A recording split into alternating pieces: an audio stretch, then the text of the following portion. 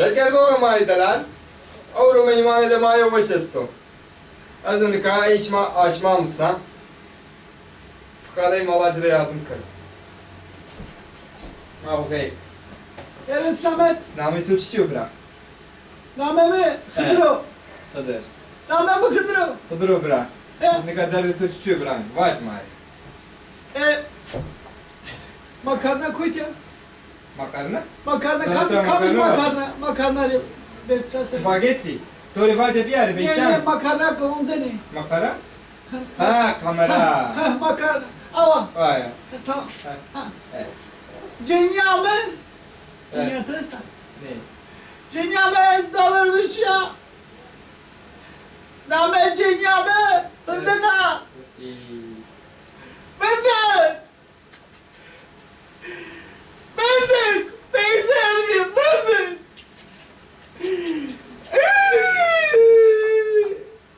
Piyama piya. Fıstık uğramı. Fıstık uğramı. Yetiri uğramı. Kuduro bra. Kuduro bra. Tane ki sakin be. Nefes bir şey. Ya bak fındık terk et o kardo. Ya. Chico. Fındık. Be. Yazdım. Bas bu an hadi. Fındık ana o masayı kanat. Direkt bu an mektup. Nato karda yazdım. Şiir bir tane fındık yerime. O fındık şiir karda yazdım. Ya. Nameci tutuyor. Name şiir. Evet. Herkes yer rutinine. Vallahi. Ya. İyi. Ve kurban et o ba. Hasretinden prangalar zeytiniyor. Çiçino. Hasretinden prangalar eskittim fındık. Vay bu an. Şiir yapalım. Fındık. Evet. Persavım bela. Evet. Herkes yanı. Beni çağırdı mı dedi. Evet.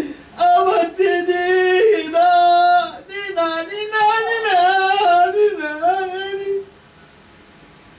Tıka yazım yanlış yazdım. Evet. Siyah fındık geldi yazdım. Ama el yazı siyah. El yazmış. Evet fındık.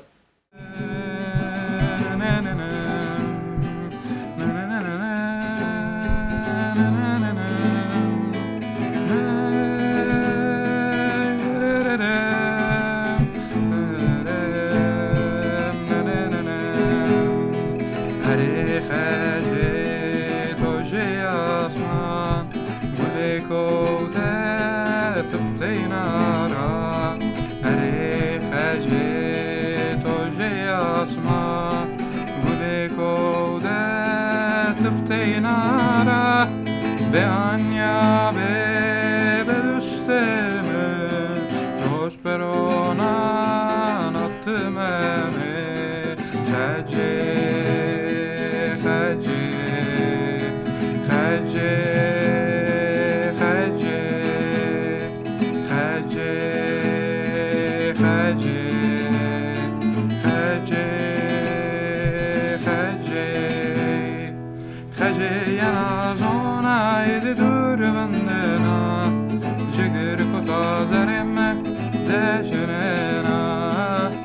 خجينا صورة يدور بندنا جگر کتا زرمه دجننا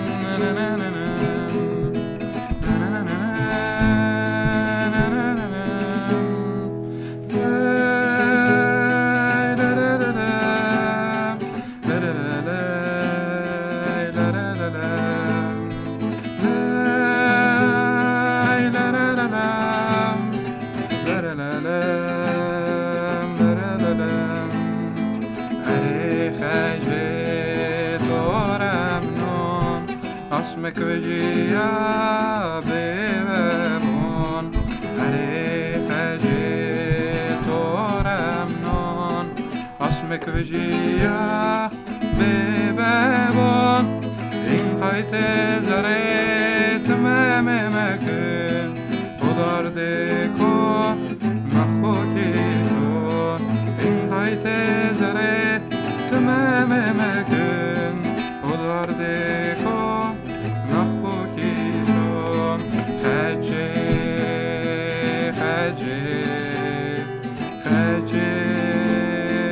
خجي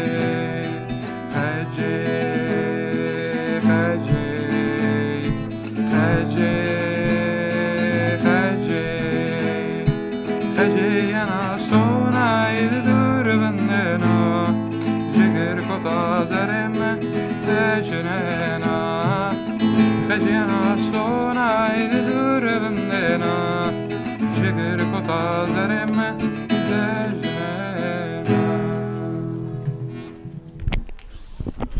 Arkadaşımıza teşekkür ediyoruz bu özgüveninden dolayı. Bugün 17 programında bir tiyatro grubunu ağırlıyoruz. Zazaca bir tiyatro grubu. Arek Kay. Öncelikle yanımda yönetmen var. Yönetmen arkadaşımız var. Sizi tanıyabilir miyiz? Yılmaz Canşare, Önder, sana teşekkür ediyoruz. Bizleri kendi programına konuk ettiğin için öncelikle. Valla tanıma derken uzun süredir tiyatronun içerisindeyiz. Çaba sarf ediyoruz yıllardır. İlkokul 4. sınıftan beri tiyatronun içerisindeyim. Birçok oyunda oyunculuk, oyun yazarlığı, yönetmenlik, uzun süre Dersim'de faaliyet gösterdik. Ondan sonra aldık başımızı, gurbete çıktık. Dedik ki çalışmalarımızı, faaliyetlerimizi orada yürütelim. Buraya geleli yaklaşık 10 yıl oldu. Geldiğim zaman burada bir özel tiyatronun sanat yönetmenliğini yaptım. Daha sonra Avcılar Belediyesi'nde bir dönem yine oyunculuk faaliyetleri falan vardı. Kısa metrajlı filmler, klipler, şunlar bunlar derken bırakmadık. Sanata olan sevdamızı, özellikle tiyatroya olan sevdamızı bırakmadık. Ama bizim tabii şanssızlığımız neydi? Benim şanssızlığım neydi? Ben şeyi çok istiyordum. Konservatuvara gitmeyi çok istiyordum, tiyatro bölümüne. Ama ailenin maddi imkanları sınırlı olduğu için benim bu düşüm maalesef yarım kaldı. Benim istediğim şekilde gerçekleşmedi. Beni tuttular işte eniştemin yani halamın eşinin babam bir tavsiyesi vardı. İşte ya boş ver konservatuvar, ne yapacaksın, işte gönder burada bir meslek lisesine. Orada bir meslek öğrensin. İşte bu her zaman altın bileziktir meslek, öğreneceğim meslek kolunda. Hepimizin başına geliyor bu. Evet, yani beni hiç alakasız bir bölüme gönderdiler. Elektrik bölümüne gönderdiler. Tabii okuduk, bitirdik. Ardından onun yüksek okulunu da okuduk. Ama bu benim içimdeki o derin yarayı dolduramadı. Hep eksik kaldı. 2 yılda elektrik bölümünde lisede öğretmenlik yaptım ama bir yanım hep eksikti ve inatla ben yarım kalan düşme tekrar sarılmaya başladım. Yani alaylıyız biz. Bu işin tabii mektebini görmedik, okumadık ama kendi çabalarımızla bunun peşini bırakmayarak, sanatın peşini, tiyatronun peşini bırakmayarak buralara kadar gelebildik. Tabii bir dönemine televizyon programcılığı falan, sunuculuk falan yaptım. Şimdi geldiğimiz noktada benim için ve arkadaşlarım için, Ariyekay grubu için önemli olan bir şey var. Nedir bu önemli olan şey? Şu, dilimizin yaşaması için bu son zamanda artan çabalara biz ne gibi katkı sağlayabiliriz, ne gibi katkılar sunabiliriz? Bizim elimizden ne gelir, biz ne yapabiliriz sorusunu.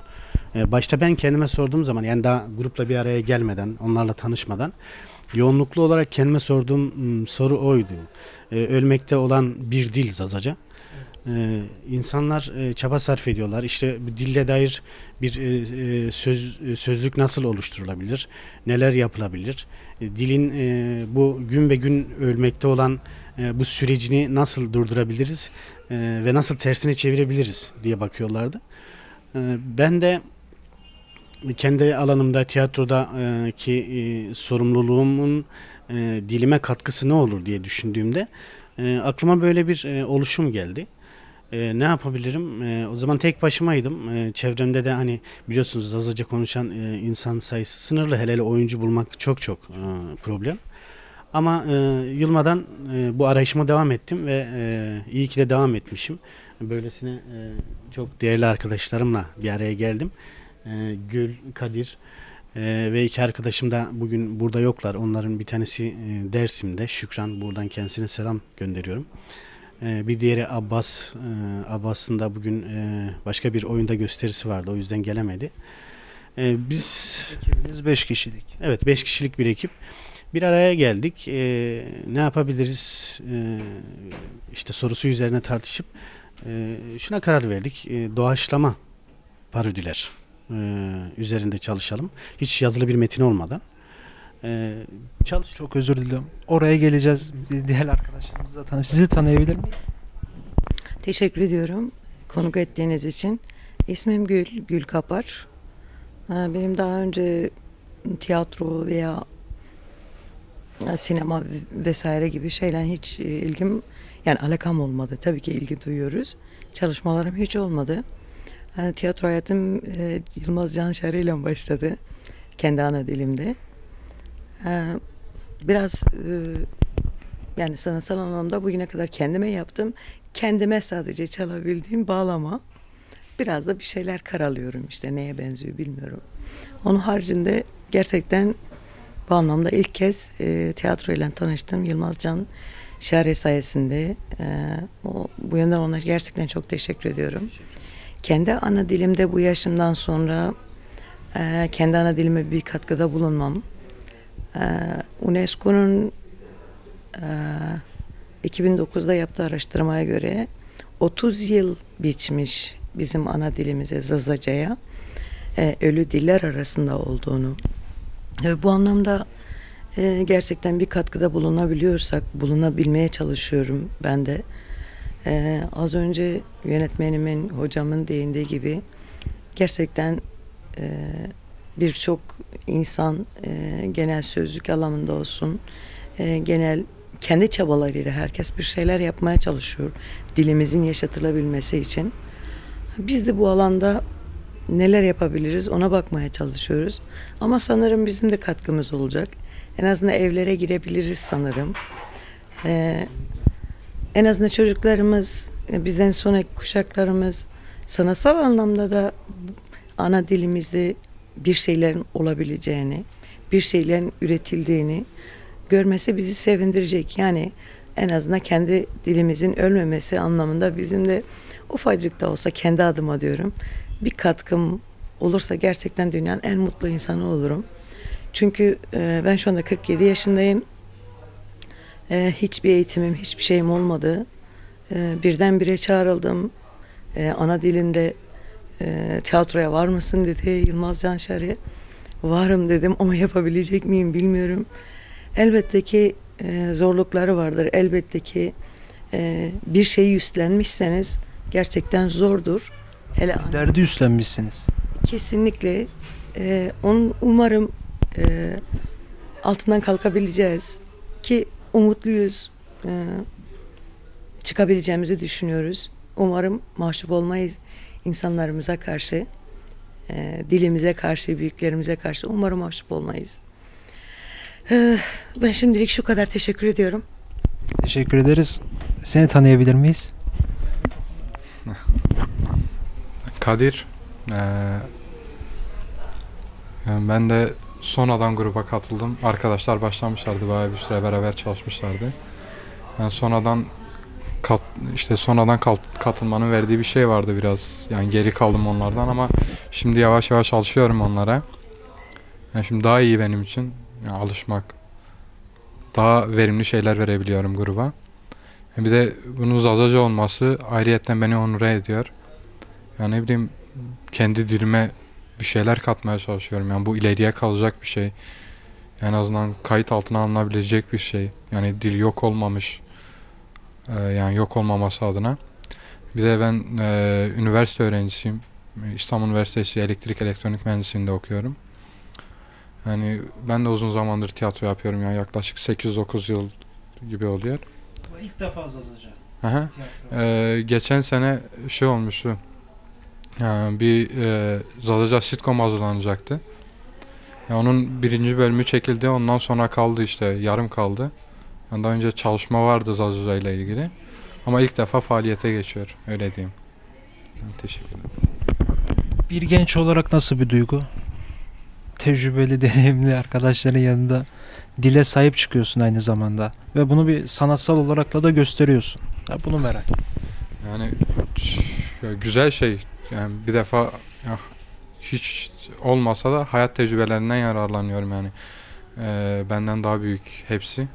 İşte ne yani hangi durumda nasıl davranacağını bilen insanlar. Yani bana bir tecrübe katıyorlar, öyle diyeyim. Bir de şu var, yani Gül abla ve Şükran abla ikisi yeni başlamış tiyatroya. Yani onlar oynarken ben hiçbir şey bilmiyormuşum gibi geliyor bana. Yani yeni başlamalarına rağmen çok iyiler. Onlara da teşekkür ederim. Oyuna kattıkları katkıdan dolayı.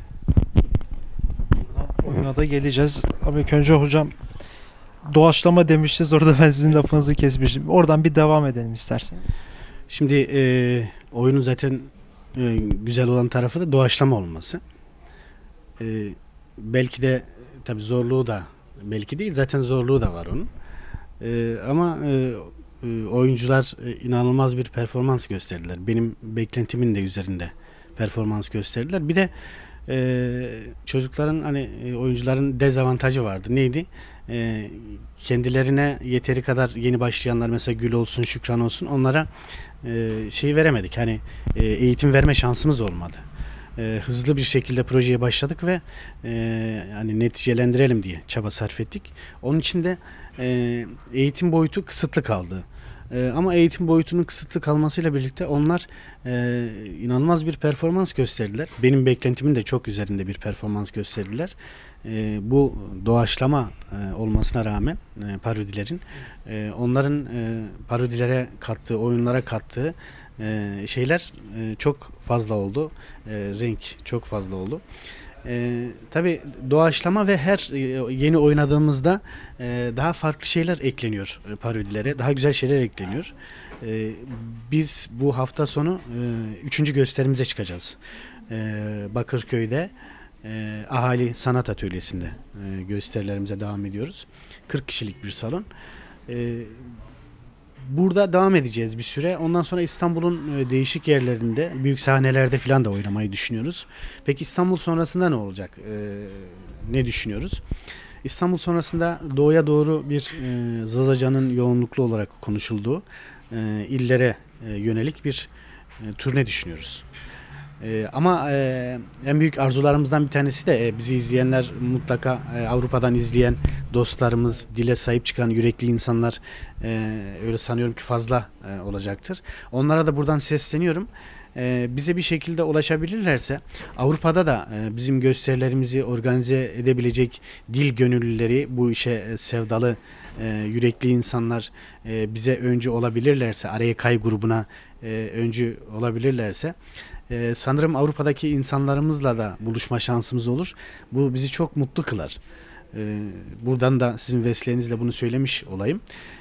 Peki oyunun ismi ne? Gösterinin ismi ne? Gösterinin ismi. Gelelim oraya. Gösterinin ismine gelelim. Oraya gelmeden önce şunu sormak istiyorum. Şimdi ağızlar farklı. Şimdi bizim Zazca dilimiz işte Urfa'da farklı konuşuluyor. İşte Elazığ'da farklı konuşuyor. Bingöl'de farklı. Dersim'de farklı. İşte Erzincan bir kısmı yine farklı konuşuyor. Ya şimdi baktığımız zaman Kadir Bingöllü. Evet. Siz Diğer arkadaş nereliydi? Şükran Abbas. Dersimli, Gül abla Dersimli ve Abbas da Adıyaman Gergerli. Adıyaman, Bingöl, Dersim. Evet. Nasıl anlaşıyorsunuz ağız farklılıklarından dolayı? Ya şimdi ben tabii birçok ile gittim. Birçok insanla konuştum. Zazaca'nın konuşulduğu illerde. Bingöl'e gittiğimizde Bingöl'deki dostlarımız diyorlar hani işte bizim konuştuğumuz Zazaca gerçek Zazaca. Dersim'e gidiyorsunuz. Onlar diyorlar ki ya bizim konuştuğumuz Zazaca gerçek Zazaca. Diyarbakır'a gidiyorsunuz. Onlar da öyle diyorlar. Şimdi yıllarca bu insanlar bir araya gelememişler. Sohbet edememişler. Yani Dersimliler yoğunluklu olarak Dersimlerle konuşmuş. Muhatap olmuş. Kendi işlerinde kapalı kalmışlar. Bingöl böyle. Belki de çevre iller olarak birbirlerinden etkileşim halinde olan illerin ağızları belki de değil birbirine benzemeye başlamış. Mesela işte Siverek'le Diyarbakır benzemiş, ağız benzerliği yakın olan diller birbirlerinden etkilenebilmişler. Ama onun dışında da ağız farklılıkları var. Mesela hani Frankfurt Zaza Dil Enstitüsü'ne göre Zazaca'nın ağız değişimleri lehçeler olarak nitelendiriliyor, tarif ediliyor. Bu da nasıl tarif ediliyor? Ne diyorlar mesela? İşte bir kuzey Zazacası, 2 merkez Zazacası, 3 güney Zazacası, 4 işte kenar şiveler, 5 geçiş şiveleri. Mesela Kuzey Zazacası diye tarif edilen Frankfurt Zazaca Dil Enstitüsü'nün tarifine göre Kuzey Zazacası nerede konuşuluyor? Ağız olarak yani nerelerde konuşuluyor diye sorulduğunda Dersim, Erzincan, Gümüşhane Kelkit, Varto, Hınıs, Tekman, işte Çat, Aşkale, Sivas Koçkiri ve Karabel kesimlerinde. Merkez Zazacası nerede konuşuluyor diye onların tarifi Palu, Bingöl, Hani, Elazığ, Piran, Dicle kesimi olarak nitelendiriliyor. Güney Zazacası diye nitelendirdikleri ağız lehçesi ise Çermik, Siverek, Gerger ve Çüngüş. Kenar şiveleri olarak tarif ettikleri Mutki, Aksaray, Sarız, Kayseri Sarız. Geçiş şiveleri Kulp, Lice, Ergani ve Maden olarak tarif ediyorlar ve örnekleme yaptıklarında da şunu söylüyorlar. Mesela kuzeyde Kuzey Zazacası olarak nitelendirdikleri ağız ve şiveyi orada ne diyorlar mesela? Çocuğa domon diyorlar. Peki güneyde ne diyorlar? İşte kıç, tüt, lir diyorlar. Kuzeyde mesela ortaya, araya ne diyorlar? Vörte diyorlar. Ama güneyde ise ne diyorlar? Miyan. Miyan, miyane öyle diyorlar. Kuzeyde eve çe diyorlar. Güneyde ve merkezde ise eve ke diyorlar. Ondan sonra kuzeyde kız çocuğuna çena derler. Güney ve merkezde ise keyna. Ç ve K harfleri değişiyor. Buna benzer değişiklikler falan var. Ses değişimleri, vurgu değişimleri falan oluyor. Aslında uzun süre birbirleriyle bu insanlar iletişime geçtikleri zaman ve kulak aşinalığı doğmaya başlıyor. Birbirlerini anlıyorlar. Yani öyle aralarında bir uçurum, bir derinlik, işte anlamama, anlaşılamama gibi bir şey yok. Zaten Zazaca tek bir dildir. Yani ikinci bir Zazaca yoktur yani. Ağız değişimleri vardır. Nasıl ki Türkçe'de Karadeniz bölgesindeki ağız farklı olarak kullanılıyorsa, batıda daha farklı kullanılıyorsa, güneyde daha farklı kullanılıyorsa, Türkçe'de olduğu gibi Zazaca'da da böyle bir problem söz konusu. Yani bu Kürtçe'de de bu problem var. Allah galipten. Ya, Duydun mu? ne kadar sıcak. Sen durum bu annemi. O tizkarda gözetsem ki laf oktu görüm ya. Tıkkar diyor. Tizkarı koy. Annem telefonu kere tıkkar. Baklatığına çana emedim. Sen turu biliyorum be. Turu bir abi benim aklımda kalın. Sana kaç? Çana Hüseyin. Emedim Hüseyin. Sana Ahmet Hüseyin mi sana? Ya. Sana Ahmet Hüseyin. Tala. Dedene kokuna var. Bir yakın kanı kokuna rasa bir şey. Ne de kadar bir lira. Niye danamı kaytırmış. Ha, bunu pozdan adı okra. Ama. Ya kınzı işin Allah. Sonra doğaçlama tiyatro yapıyorsunuz. Yani mesela bir kağıda bir metine dayalı olsa daha kolay olur ama doğaçlama hem dil kayboluyor, siz dili sahipleniyorsunuz, hem sanatsal gibi bir alanda bunu sergiliyorsunuz hem de doğaçlama yapıyorsunuz. Gerçekten bayağı iyi yani. Ya bu keyifli bir şey. Şimdi zaten Bertolt Brecht epik tiyatronun babası. Bertolt Brecht Berlin Ensemble Tiyatrosu'nun aynı zamanda kurucusu. Bertolt Brecht der ki sahnede bir oyuncu kendisi eğlenemiyorsa oynarken onun izleyiciye eğlendirme ve ona bir şey verme şansı çok azdır. Biz ilk önce ben ve arkadaşlarım sahnede kendimiz eğlenmeye çalışıyoruz. O keyfi kendimiz yaşıyoruz. Biliyoruz ki biz keyifle oynadığımızda, sahnede eğlendiğimizde, mutlu olduğumuzda bizim aynamız olan izleyiciye bunun yansıması böyle olacak ve bize geri dönüşümü de pozitif olarak meydana gelecek diye düşünüyoruz. Onun için böyle daha rahat, daha serbest oynuyoruz, daha motive ediyoruz birbirimizi. Karşı taraftan bunu sorguladığımız zaman da olumlu, pozitif elektrik alıyoruz. Mesela biz bir defter tuttuk. Hani oyuna gelen izleyiciler oyunu izledikten sonra çıkışta bizim tuttuğumuz deftere oyun hakkında kendi düşüncelerini ve fikirlerini yazıyorlar. Bir ikincisi mesela biz oyunu bitirdiğimizde finalde gelen yaşlı teyzelere, amcalara ve diğerlerine soruyoruz, gençlere nasıldı, neler hissettin, düşüncelerini söyler misin diye soruyoruz. Onlar da söylüyorlar kendi düşüncelerini ve artı oyun bitiminde sahneye çıktığımızda karşımızda gördüğümüz yüz ve gözler o kadar ışıltılı ve gülümseyerek bize bir takım şeyler anlatıyorlar ki demek ki biz işimizi layıkıyla yapabiliyoruz. Bunu anlıyoruz. Ama diyorum ya yine son söz işin jürisi, işin değerlendirmesini yapan her zaman başımızın üzerinde tuttuğumuz tiyatro izleyicisidir. Böyledir yani. Oyuna şimdi döneceğim. Gül ablayla Kadir'e sorayım. Şimdi izleyicilerle konuşuyorsunuzdur mutlaka. Peki Zazaca bilmeyenler geliyor mu? Merakla. Evet. Kesinlikle Mesela ben Zazaca yani bilmiyorum. birkaç bir şeyler falan biliyorum o kadar. Mesela ben geleceğim oyununuza. Buyurun tabii ki bekleriz. Sarema Seretimi numara yena. Mutlaka evet gerçekten özellikle bu son geçen haftaki oyunumuzda gösterimizde kaç 5-6 kişi hiç dil bilmeyen yani ne Kürtçe ne Zazaca sadece Türkçe bilen arkadaşlar gelmişlerdi. Yanlarında tercüman getirmişler.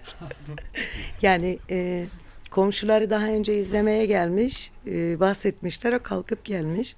Bu çok büyük bir şeydi bizim için. Hatta bizim sitemizde de biz Araya Kay diye Facebook'ta grubumuzun adına açtık. Facebook sayfamızı.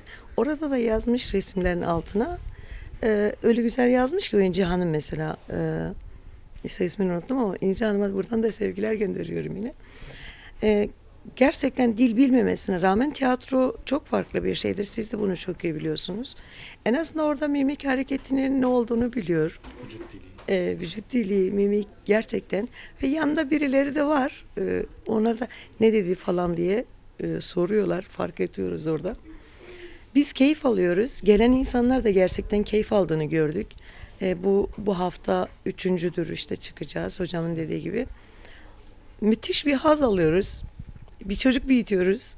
Güzel büyütmeye çalışıyoruz. Sağlıklı büyütmeye çalışıyoruz. Onu kesinlikle çok iyi büyüteceğimizi de biliyorum. Kadir sana da şöyle bir soru sorayım. Şimdi ben mesela festivallere falan gittiğimizde bazen Zazaca tiyatro yapıyorlar ama biz bu dili anlamadığımız halde, yanımdakiler de anlamadığı halde yani insanların jest ve mimiklerinden dolayı gülüyorlar. Bu nedendir? Yani zaten tiyatronun asıl amacı jest ve mimiklerdir. Şimdi bir söylenen laflara gülüyorlar, anlamıyorlar ama ben de öyle anlamıyorum ama gülüyorum. Ne bileyim söyleyiş biçimi bir anda farklı geliyor. Mesela Kürtçe tiyatro olsa bu kadar değil yani. Bakıyorsun böyle anlamıyorsun ama niye Zazaca'da böyle bir özellik var? Yani Zazaca zaten yapısı gereği komik bir dil. Edebi bir dil daha doğrusu. Mesela diğer dillerden çok farklı. Zazaca genelde efsaneler anlatılır. İşte edebiyatta çok katkısı var. İşte edebi metinleri çok fazla Zazaca'nın ama hepsi de sözlü. Yani yazdığı fazla eseri yok ama çoğu sözlü. Mesela Kurmançı gibi değil. Kurmançı daha çok işte ticaret alanında işte hayvancılıkta vesaire kullanıldığından dolayı bu edebi yönü geri kalmış. Ama Zazaki daha çok işte dedelerimiz siz de bilirsiniz. Dedelerimiz hep bize efsaneler anlattılar, hikayeler anlattılar. Böyle bir dil olduğundan dolayı çok enteresan bir dil ve güzel. Yani edebi hem de yani mesela arkadaşlar Türkçe bir şey Zazaca bir şey anlattığında komik bir şey. Yani güle güle ölebiliyorsun. Yani öyle bir gülüyorsun var ya ama ölmüyorsun. O duruma düşebiliyorsun. Öldürmese de süründürüyor işte. Ama onun Türkçesini mesela anlattığında hiç komik olmuyor. Yahut da başka dilde söylediğinde komik olmuyor. Çünkü oradaki kelimelerin vurgusu, tonu, o gırtlaktan çıkış şekli zaten o ton bir komiklik katıyor ona.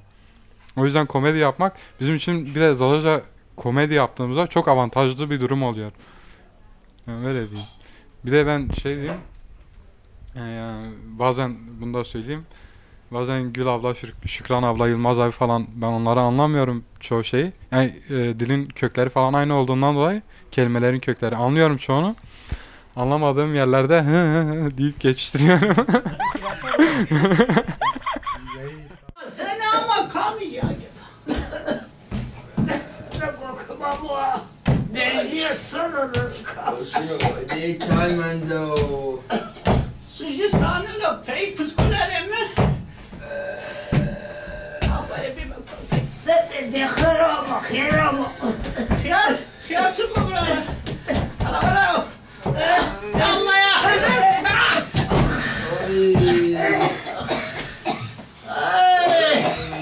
Ay. Beppo, Beppo. Selamun aleyküm. Selam. İyisindir, hoş, güzeldir. Hoş.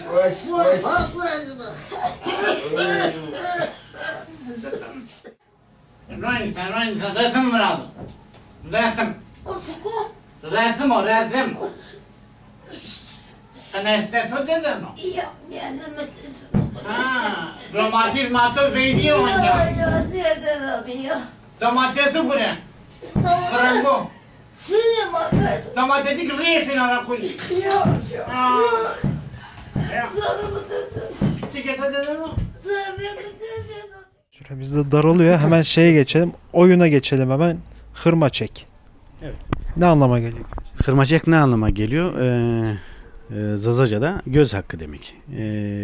Eskiden köylerde, işte eskiden diyoruz biliyor musun? Yani bu çok acı bir şey ya. Çünkü köyler boşaltıldı. İnsansızlaştırıldı maalesef. Yakılan birçok köy oldu. İnsanlar çok kötü süreçlerden geçtiler. Çok ağır bedeller ödediler.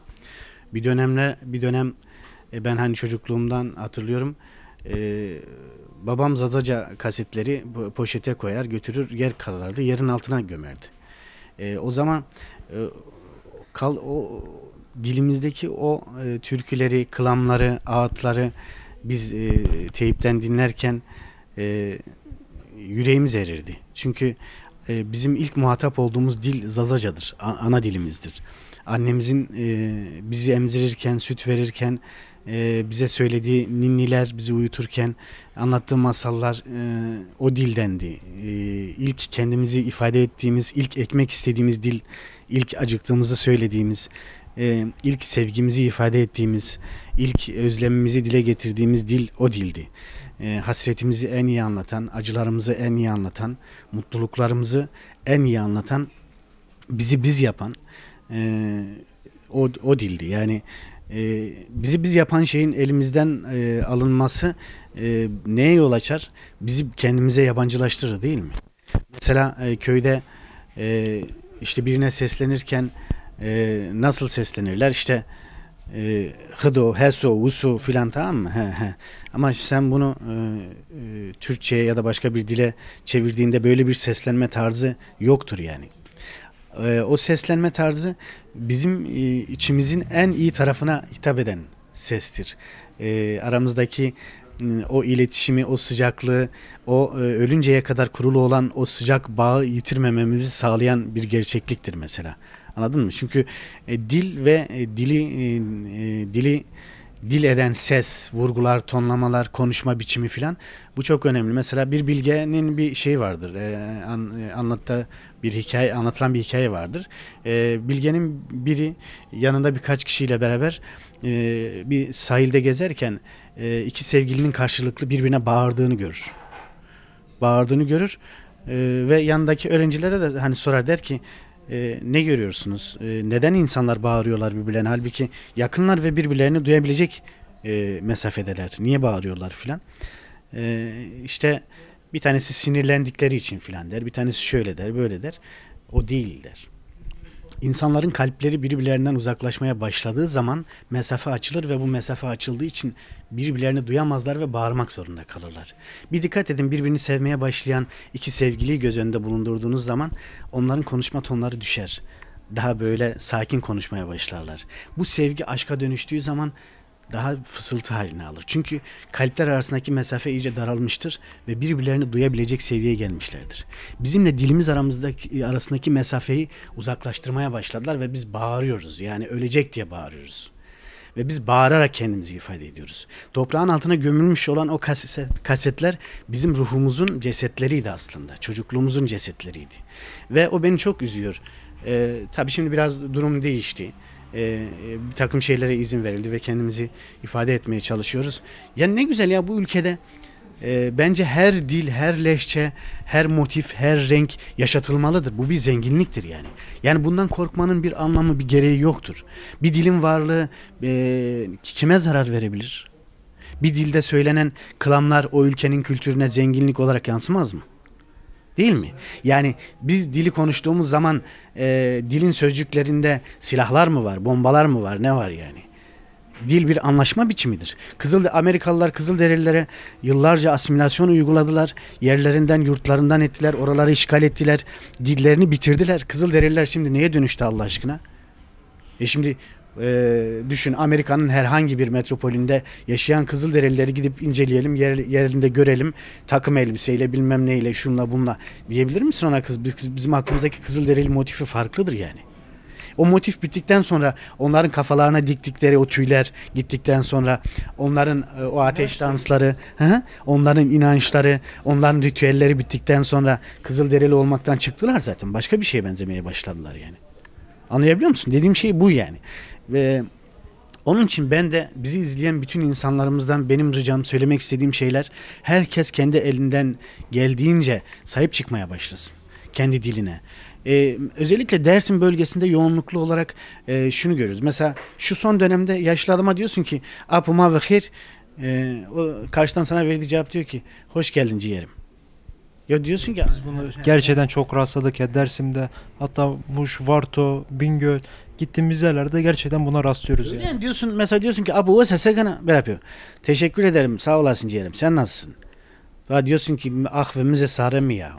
Yani sen ona öyle soruyorsun, o sana, ama bu kez düşünüyorsun, diyorsun ki ya bu yaşlı adam niye böyle oldu? Yani bu benden daha iyi dili biliyor. Bu bir çınar. Tamam mı? Peygamber'e sormuşlar. Demişler ki yeryüzündeki cennet ağacı nedir diye sormuşlar. Demiş ki yaşlılardır. Cennet ağaçları yaşlılardır. Yani Nazım'ın da bir sözü var, diyor ki bizim yaşlılarımız topraktan öğrenip kitapsız bilenlerdir. Mesela bir Firik'te de denizi, deryayı görmüş müdür acaba? Ama ürettiği şeyler ne kadar derin, ne kadar anlamlı, ne kadar güzel değil mi? Bir Aşık Veysel'in gözleri görmüyordur ama içindeki ruh derinliği, toprağa dokunması, toprakla bütünleşmesi, bunlar çok önemli. Yani şimdi bizim şu son zamanlarda köylerimiz boşaltıldı. Doğan çocuklarımız büyük kentlerde, gurbette doğan, Almanya'da doğan, İsviçre'de doğan, işte Avusturya'da doğan, Hollanda'da doğan çocuklarımızın hangi bir Allah aşkına toprağa ellerini sürebiliyorlar, toprakla o toprağın içinde oynayabiliyorlar, üstleri başları kirlenebiliyor ya da doğanın içerisinde bir şeyleri kendi çocuk ruhlarıyla keşfedip öyle büyüyebiliyorlar ki onlar başka bir şeye benzemeye başladı. Onların işi daha zor. Yani Avrupa'da yetişen neslin işi daha zor, gerçekten daha zor yani. Hocam gerçekten çok güzel tanımladınız dili. Biraz oyunun içeriğinden biraz bahsedelim. Gerçi doğaçlama ama çıkış noktaları nelerdir? Biraz bunlardan bahsedersek. Şimdi oyunlar tabii parodilerden oluşuyor dedim. Hani 5 tane parodiden oluşuyor. Bu 5 tane parodide farklı komedi tarzında konular içeriyor. Ama burada önemli olan, bizi mutlu kılan şey nedir? Parodilerin içerisinde oluşturmuş olduğumuz karakterlerdir. Biz bu karakterleri nerelerden aldık? İşte bu karakterleri kendi köklerimizden aldık. Aslında Gül ablanın olsun, benim olsun, Kadir'in bilmiyorum tabii, çocukluğuna geri döndüğünde, hatırladığında acaba oradaki kendi kahramanları kimler? Kadir'in çok kahramanı vardı. Onlar bir anlatsınlar. Buradan Gül abla devam etsin. Tamam. İstiyorum ki o da bir anlatsın. Evet, Gül ablam sen. Gül ablam dedim yani, sahiplendim. Kahramanların kimdi? Senin çocukluğunda doğasıma da sıma kamser sekerdiniz onunla. Kendi dilinde de anlatabilirsin. Ya tabii, teşekkür ederim.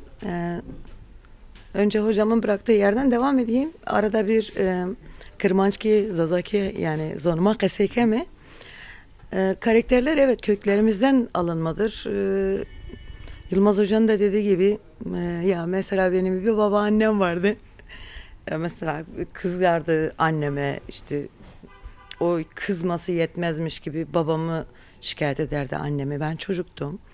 Bunlar hep insanın çocuk ruhun bilinçaltına giriyor. İşte ne bileyim, çok iyi yaşlılarımız vardı mesela köyde yaşayan. Köyde doğup büyüdüm sonuçta. İşte çok iyi teyzeler, amcalar vardı. İşte biraz böyle bize bağırıp çağıran teyzeler, amcalar, ablalar, abiler. Derken bu gerçekten bizim bilinçaltımızda olan şeydir. Bugün onu dilimiz kaybolmak üzereyken kendi köklerimizden, o geçmişteki hikayelerimizi, çocukluk yaşantımızdaki örneklerimiz, hayallerimiz vesaire bugün sergiliyoruz. Doğaçlama o anlamda hiç zorlanmıyoruz. Hocam da değindiği gibi. Gerçekten zorlanmıyorum. Tabii ki ilk o sahneye çıktığımda heyecan vardı, işte ne yapacağım vardı, nasıl yapacağım tedirginliği vardı, işte biraz eğitim süreci, biraz sahneye alışma süreci. Sonra zaten içinde ilk annemizden doğduğumuz zaman anneye biz anne demedik, daye dedik yani. Ekmek demedik, non dedik yani. Su demedik, uğu dedik yani. Ve örnekler çoğalabilir. Çünkü Türkçe sonradan sistemin bize dayattığı bir şeydir. Türkçe elbette karşı değilim. Bu bir ülkenin resmi dilidir. Fakat sistemin etnik kökenli dilleri, kimlikleri yok sayması, hapsetmesi bugün geldiğimiz bu noktaya getirdi. Yani örneğin Zazacan'ın veya Demelki'nin veya Kardeşi'nin birçok dili, etnik kökenli diller hapsedildi. Bugün biz de ona katkı yapmaya çalışıyoruz. Onu biraz o hastalıktan çıkarmaya çalışıyoruz. Üstümüze düşeni yapmaya çalışıyoruz. Elbette ki hocamın da değindiği gibi gerek yurt dışında gerek yurt içindeki sadece Dersimliler değil, Zaza dilini, Zazaca konuşan, ana dilleri Zaza olan insanların gerçekten bize destek olması gerekiyor. Kendi dillerine destek olması gerekiyor. Kendi dillerine sahip çıkması gerekiyor. İnsanın dili insanın kültürüdür. Yani insanın dili insanın kültürüdür. Benim ana dilim belki de Zazaca olmasaydı çok daha boş olabileceğimi düşünüyorum. Ama ben iki ayrı dil biliyorum. Bir, Türkiye'nin resmi dilini biliyorum çünkü Türkiye'liyim. Bir de Zaza'yım, Kırmançkiyim. Yani Kırmançki olduğum için benim kültürüm farklıdır. Çok daha farklı açılardan bakabiliyorum dünyaya. En azından böyle bakmıyorum. Böyle bakabiliyorum. Az önce Kadir'in de değindiği gibi gerçekten eğer Zaza dili de olmasaydık çok daha farklı olabilirdik. Ben bu arada gerçekten Şükran'ı çok özledim. Şükran Abbas'ın burada olması gerekiyordu. Ama Şükran'ın önemli işi vardı, gitmek zorundaydı. Abbas'ın da öyle. Gerçekten çok özledim. Çabuk gel. Teşekkür ediyorum. Teşekkür ederiz. Kadir, sen oyun hakkında geçmiş. Kahramanlarımı söyleyeyim önce. Superman, Batman, Pikachu. Şaka tabii. Yani onlar da iyi karakterler ama yani ne bileyim, mesela ben de 7 yaşına kadar köyde büyüdüm. Ondan sonra işte bulunduğumuz köyde okullar kapandığından dolayı göç etmek zorunda kaldık merkeze. Ama çocukluğum çok enteresandı benim. Yani çok güzeldi. Mesela ben sürekli yaşlılarla arkadaşlık yapardım. Sürekli onların yanına giderdim. Beni çok severlerdi. Ben de sürekli onların yanına giderdim. Öyle güzel hikayeler anlatırlardı ki. Mesela çok sıradan bir olayı. Adam mesela bir yere gitmiş. Mesela bir anlatsana bize. Adam bir yere Zazaki anlat. bir yere gitmiş. Mesela Merik şucek şu tazayı yani mert şu tazayı ay von esin şu von maşi şu enişte areve ko sıpıv ham va sıpıv olmam vir asarek boneke mabe beriye sıpıv la zare o ber sıpıv guel mavi o bermaz yani çıra guretev palura guretev ham va palo olmam vir asarek eşiyor palo. İşte böyle devam ediyor yani. Ya hiç bitmiyor. Sabaha kadar anlatır adam. İşte bir hikaye yani o sadece gidip geldiğini anlatsa 2 kelimeyle anlatabilecek ama adam öyle bir anlatıyor, öyle bir süslemeler yapıyor ki müthiş. İşte böyle bunun gibi bir sürü niceleri var. Mesela bir yaşlı yani rahmetli öldü geçen sene işte. Ama çok komikti. Yani her bir hikaye anlatırdı. Mesela arkadaşlarına öyle bir takılırdı. Bir de yani bana derdi sen git onlara işte böyle yap böyle yap. Zaza derdi. Çok enteresan, çok komik bir dili de vardı. Yani çok seviyordum onları. Ben asıl kahramanlarım onlar işte. O yüzden işte Zazaca'yı çok seviyorum. Çünkü ben Zazaca'yı normal hiç konuşmadım. Zazaca'yı sadece hikayeler şeklinde dinledim. Hikayeler şeklinde konuştum. İşte efsaneler, olmuş olaylar, olmamış olaylar. O şekilde ben öğrendim Zazaca'yı. O yüzden de çok seviyorum. Yani dilimi gerçekten seviyorum o kadar. Arkadaşım uyarıyor, süremiz bitmek üzere. Ben hemen son sözleri alayım. Gül abladan başlayayım. Sonra Kadir'e geçeyim. Sonra size gelelim. Size de kapatalım. Son olarak milletime zonumare vayır vejiyor. Vayırın bir kere smaka yeni smaka vayır vejini mazov pemegers. Eki smaka vayır ne vejini matska pemegers smak zoneni. Size çok teşekkür ediyoruz. Siz de gerçekten bu anlamda bu dilimize sahip çıkmış oldunuz. Gerçekten çok teşekkür ediyoruz. Bütün dostlara, bizi destekleyen ve izlemeye bekliyoruz aslında en çok. Kesinlikle Zmapya Vaysura Taşeli beni. Biri.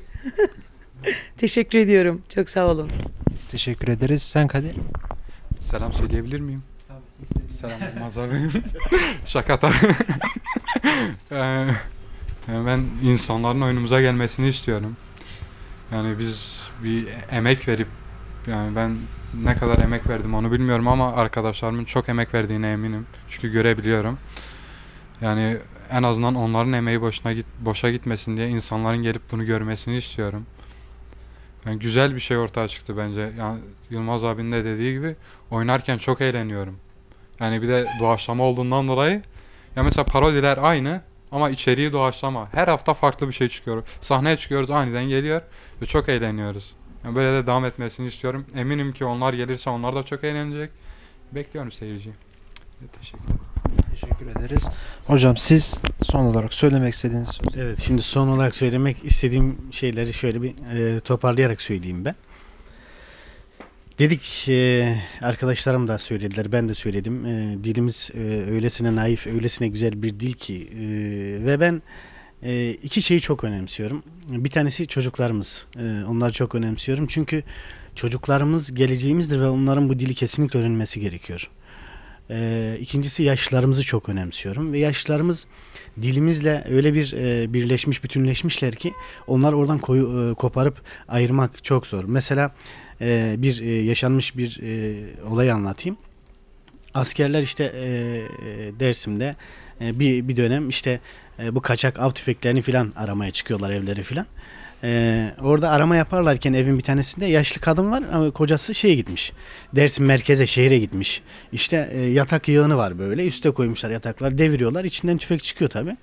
Bakıyorlar, teyze bunun şeysi var mı işte? Ruhsatı var mı? Yok kadın alan falan diyor işte. Buradan itibaren hızlıca söyleyeyim de vana kadar çocuğun okçunu vana veskaçına. Neyse tufan ceni eskerken zarı törvi ceni kişiri eskerdim hazırsana vana ero bıra kadar töbjer vana ero tufan gidey bir hurende röne vana sonda kama mavonu vana zonla. Bu ikincisi küçük bir şey daha anlatayım da bu renk olsun hiç olmazsa.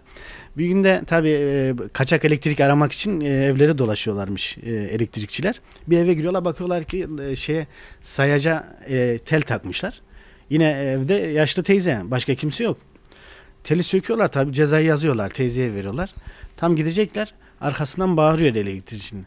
Diyor ki vana bira kadar töbjer vana ero lesa ve vama kilmek vana bir kere hotel tepe pak henso vana zonla. Yani böyle. Ve babam Ertal'ın bir sözü vardı. Şeyden gelmişti cenazeden. Telefonda konuşuyor, yanımda ben yapıyor.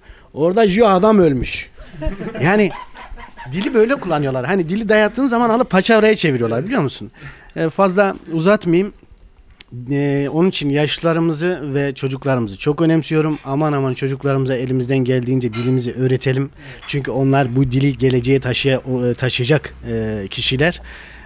Ve yaşlılarımızı da önemseyelim. Arkadaşlarımın da dediği gibi ARK grubu olarak bizler dile sahip çıkan bütün gönüllülere sesleniyoruz buradan. Özellikle Avrupa'daki ve Türkiye'deki dostlarımıza, dili konuşan insanlara, önemseyen insanlara sesleniyoruz. Diyoruz ki bu dilde yapılacak olan her şeye sahip çıkın. Sana da çok teşekkür ediyorum Onur.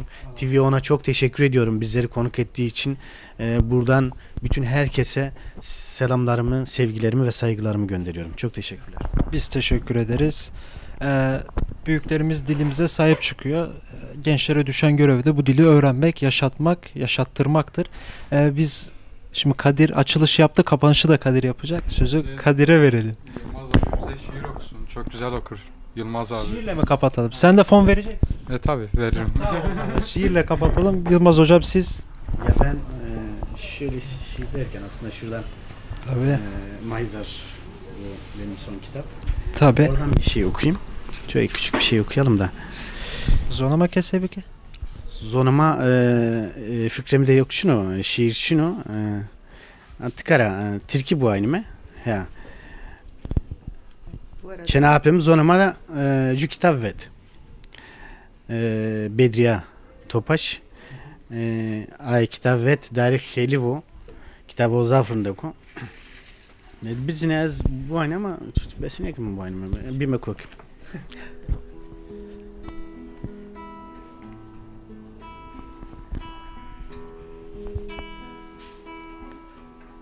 Namara.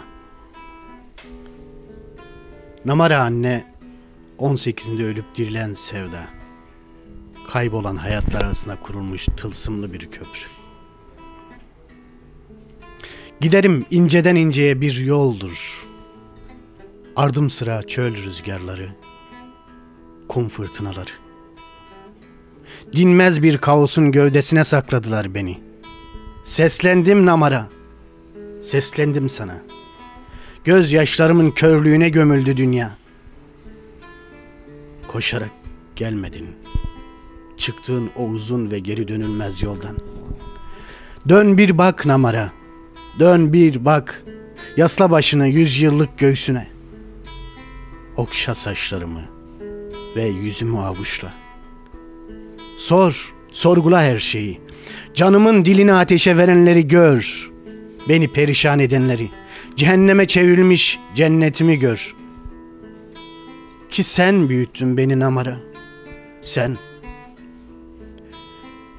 Bilirim. Kıyamazdın zemzemle yıkanmış yüzüme bakmaya. Küçük kraliçendim senin. Sevginin yürüyen kutsal evreni. Bana bu yer sofrasını kim kurdu? Tenimin tütsülenmiş etine kim saldı ateşi? Buyur edildiğim bütün yerlerde eksikti yüzüm. Kırmadım bana verdiğin hiçbir gönül hatırını. Şimdi buradan ötesi nereye varır Namara? Anlat bana. Anlat ki kurusun içimde boğulduğum bu kuyunun suyu. Anlat ki dile gelsin Yusuf. Ben çarelerimi sende sınadım. Gözlerimin badem yurdunun tacına oturttum seni. Şimdi iki şehir arasındaki bir terk edilmiş yerde kaldım Namara.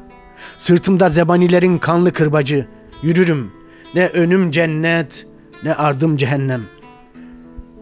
Ben senin sesinin kıyametine tutuldum Namara. Hiçbir zahmeti yok saymadım. Bütün eziyetlere gülüşün adına katlandım. Ama bir yer var Namara. Bir yer var. Bağımın gonca gülü. Bizden çok uzaklarda. Mavi atlaslarla bezeli bir yer. Düşlerimizin dilsiz ülkesi. Ayırdım oraya 2 kişilik bir yer. Sana ve bana Namara. Viene Yemek verin ona Bezu. Did you open up the second house?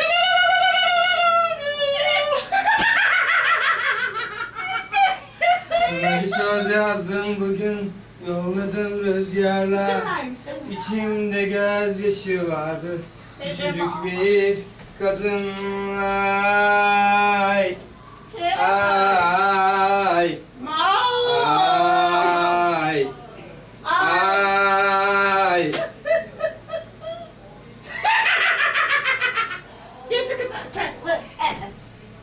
Sıra mı da? Ay, ay, ay, ay, çaresiz.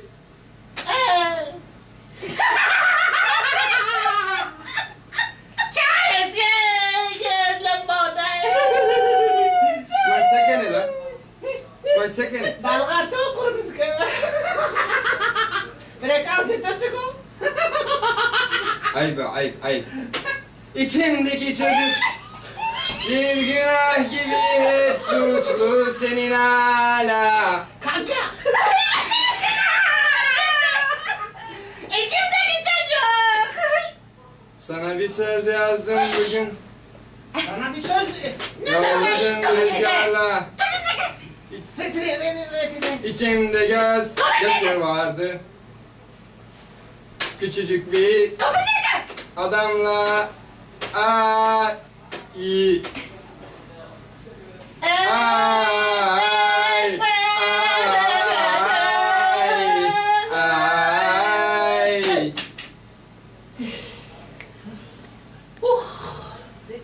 Çay ya. Cappuccino ist. Kicino? Cappuccino. Cappuccino mu? Çavarçino. Çavarçino. Çeviriz. Çevirim arası. Nanaş gülüm na.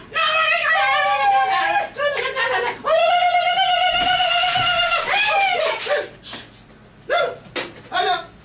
Ay. Anda sana. Ay. Yetişkin ya bu boyuna.